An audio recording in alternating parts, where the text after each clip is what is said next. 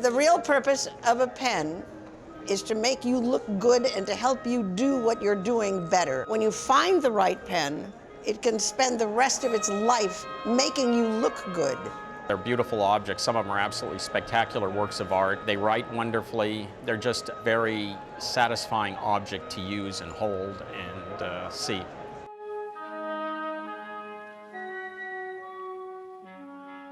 This show attracts a lot of different kinds of people. There are people that just like to write with a fountain pen or other types of writing instruments.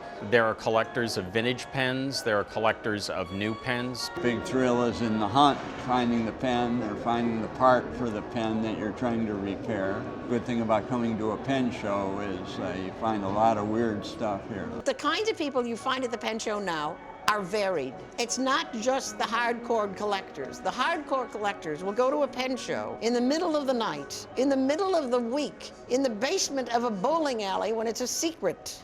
But there are other people now. There are users who come to pen shows. When you test a pen, it's a little bit like driving a car that you've always wanted to drive, but you've never driven before. It's the process of taking everything you can to get the information you need. It's how it feels and how it sounds. You know, with the pen, it's how it feels and how it looks when you're done. Our business is primarily vintage pens, though we repair modern fountain pens as well. I'm Cheryl Tyree. This is my good brother and partner, Joel Hamilton. We restore fountain pens. The vast majority of the pens we repair are from 1950 and before. I specialize, I suppose one could call it that, in Schaefer, and Joel specializes in Parker. The specialization is based both on our pen preferences. I'm a Schaefer person and he's a Parker person. But the main reason that I think that the specialization exists is Parker and Schaefer made a whole bunch of fountain pens over time. To repair them or any other fountain pen, you need a parts inventory, not to mention tools. Having a sufficient inventory to repair both Parker and Schaefer probably would require 2 large warehouses.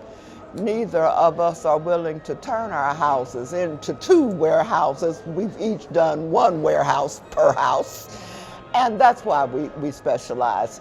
Collecting pens is very interesting, not just for the objects themselves. If you're interested, for example, in business, the history of these companies is a fascinating snapshot of American businesses in the early 20th century. Parker Pen, Waterman Pen, those were all household name companies at the time because everybody had a fountain pen. There were no ballpoint pens and people wrote with fountain pens. When we were cleaning out my grandparents' house in Lorain, Ohio, I found a handful of these funky looking old crusty fountain pens in the attic and took them home with me, and they sat around in a drawer for a couple of years, and I got them out one day and tried starting to write with them, and of course they didn't work, so I had to find out how to repair them. One thing led to another, and now my database of my inventory of fountain pens is up to 4,900.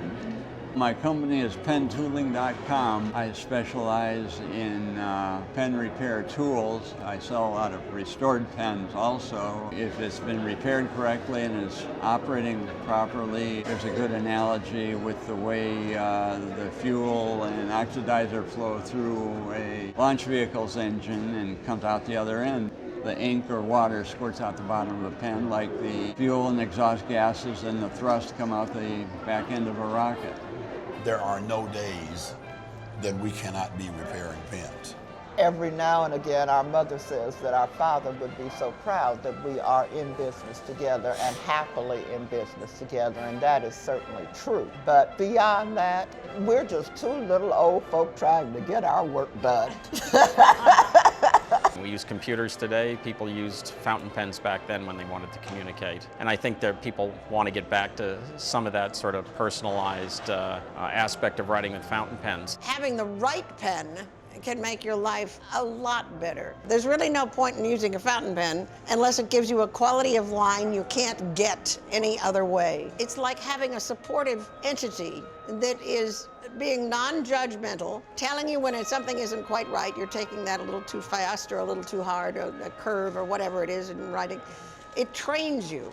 It's not just a pen. It's a tool, and it's something that you use to show things about yourself. When people get a handwritten letter done with a fountain pen, they sit up and take notes. It's not just another of the thousands of emails they get every week. The LA Fountain Pen Show has surprised everyone, as a lot of the shows have, by getting bigger rather than smaller. Even though the generation that was taught in school to write with a fountain pen is sort of starting to fade away, younger people are discovering it, and the show has grown in size from probably 80 dealers in 1989. We now have 170 tables with over 120 dealers, and so we find attendance increasing every year, year over year. I think people are rediscovering writing instruments as an alternative way of communicating from their cell phone and email.